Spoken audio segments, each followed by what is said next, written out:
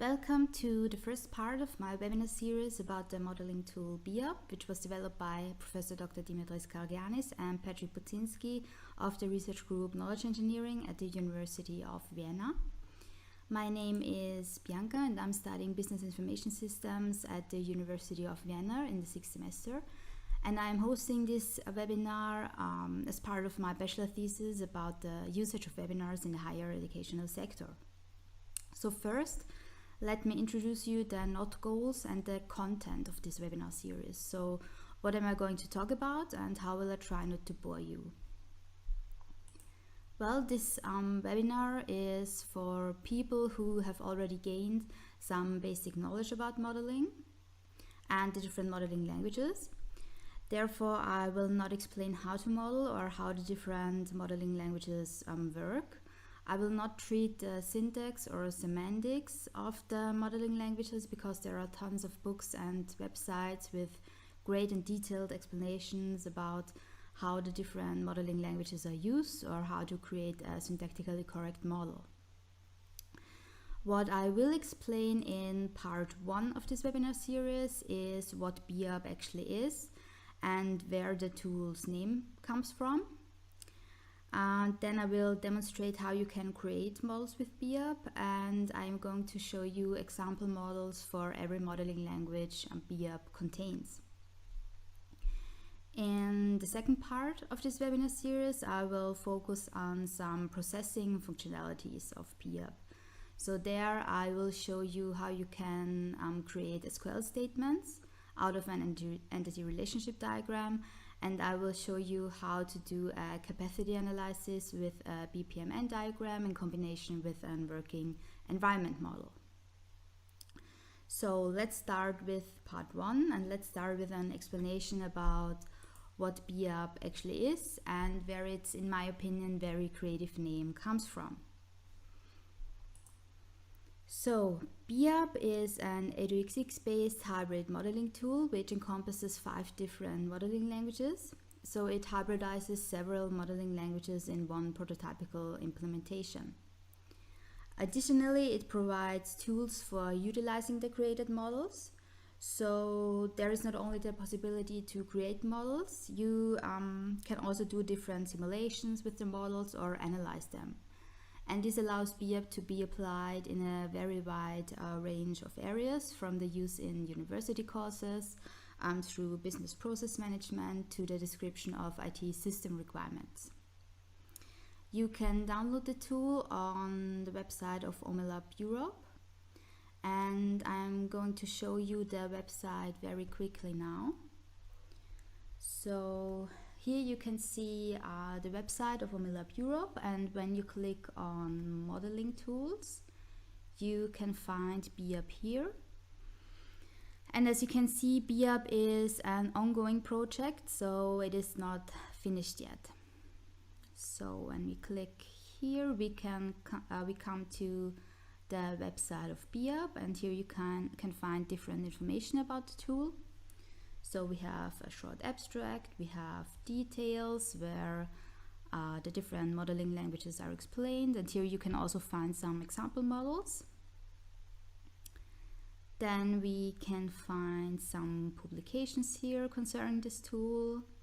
The case study, for example, is very interesting. I have already downloaded it, so I can show it to you quickly. So here's the case study for BIAB. Of course, it's bee related because it's about beekeepers. And when we look at the table of content, we can see that there is, for example, an overview over the modeling languages. Then the BIAB environment is explained, and here we can also find a handbook for BIAB, where you can find information about different functionalities like, for example, exporting models. I have already read the handbook and I think it's very easy to understand. So if you're interested in BIAB, I highly recommend you to read this case study. So let's return to the home page. Yeah, you can download the tool here. It's completely free. And here you can also find some instructions for downloading the tool if you have problems, for example, doing so. Okay, so let's return to my slides. The next question I want to answer is why the tool is named BIAB. And to answer this question, we have to look at the modeling languages BIAB contains.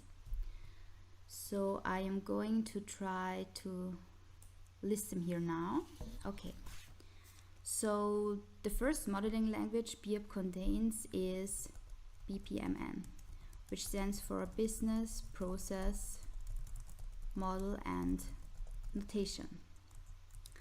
Then we have some EPC, which stands for Event Driven Process Chains. We can also create some entity relationship diagrams with BIAB. Then we can use UML, which stands for Unified Modeling Language. And last but not least, we have PatriNet. So with this knowledge, we can actually solve the secret of the tool's name, because as you can see here, the first letters of each modeling language were used to form the term BIAB, which is in my opinion a very nice and creative idea.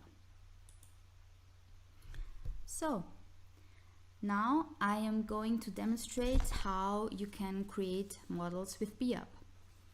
And for this I am closing the webcam now, and I'm going to change to screen sharing mode. Okay, so let's open the BIAB tool. Okay, here you can see the user interface of BIAB. This is actually the starting page, and here you can see some models which I've already prepared for this webinar. To create a new model, you just have to click the model button up here and then click on New. And here you can choose which model you want to create. So if you want to create, for example, a class diagram which belongs to the structural diagrams of UML, you just have to click here. So we have UML, and you can choose structure diagrams or behavior diagrams, and the class diagrams belong to the structure diagrams. So when we click here, all structure diagrams of UML appear, and you can choose class diagram, for example. Another possibility is that you use the model type filter up here directly. So if you click on the drop down, you can, for example, choose UML behavior diagrams, and then the list of all behavior diagrams of UML appears. You can also choose all model types, for example, and then there is a list of all possible models which you can create with BIAB. So let's say we want to create an entity relationship diagram. We have to name it, so let's call it test and ER. And then you have to choose a model group. So you have to choose an exercise sheet in which the model will be stored. So let's choose exercise sheet 3. And then we have to click on create. Then you can see a big wide area for modeling, and you can see a menu here with all the symbols you need for creating this specific model. So for the entity relationship diagram, we need relationships, we need entities, we need relationships, and we need attributes. And of course, we also have the linking lines here. When you have finished your model, you can generate a graphic out of it by clicking on this button here. So you can select the region of your model and then store that graphic on your computer, for example. You can also export a whole exercise sheet by clicking on the export button here. You have to choose an exercise sheet, and then you can store the models of the exercise sheet on your computer. So now let me show you one model for each of the modeling languages BIAB contains, so that you can see how models created with BIAB look like. And let's start with a business process model. So I stored them all in exercise sheet 1, and let's start with the business process model. So here you can see the business process model. We have 3 swim lanes. We have beekeeper, driver, and accountant. We have different processes, which are the blue symbols. We have 1 start point and 2 ending points here and here. And we have a parallelism, which begins here and continues this way and this way. And here the parallelism ends again. When you click on a process, you can enter different information like description, open questions, and you can also enter information for simulations, for example. But this will be the topic of part 2 of this webinar series. So let's continue with an event-driven process chain. Here we have states, which are the red symbols, and we have changes to the states, which are the green symbols. Also, we can find the XR symbol here, which means that after this change of state, we can either follow this path, or this path.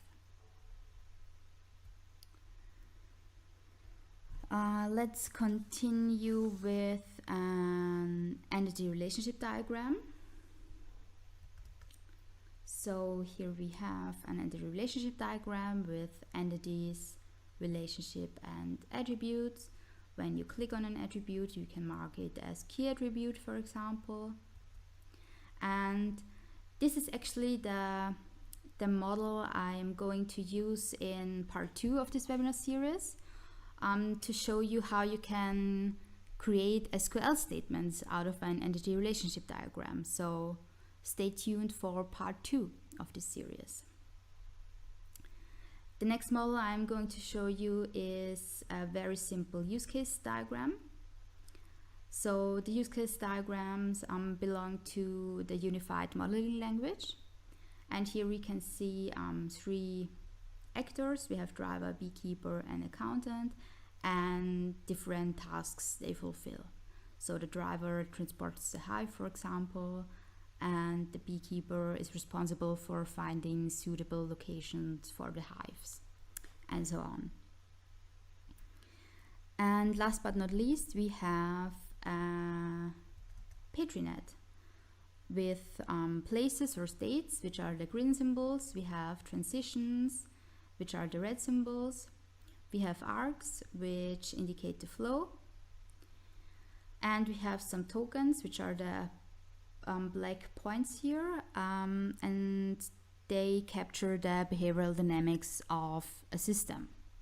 With this window, you can do some simulations, and here you can store the initial state of the PatriNet. So this was only a very small demonstration of some models which you can create with BIAB. And now let's sum up what we have learned in this webinar. And for this, I am going to change back to my slides. Okay, and I am going to turn back on the webcam so that you can see me again. Okay, so here am I. So let's summarize this webinar. We learned that BIAB was developed by members of the research group Knowledge Engineering at the University of Vienna.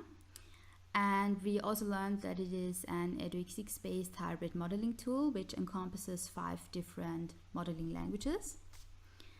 And because of the fact that you can not only create models with BIAB, but also make use of some processing functionalities like simulations and analyzing tasks, it can be applied in a wide range of areas.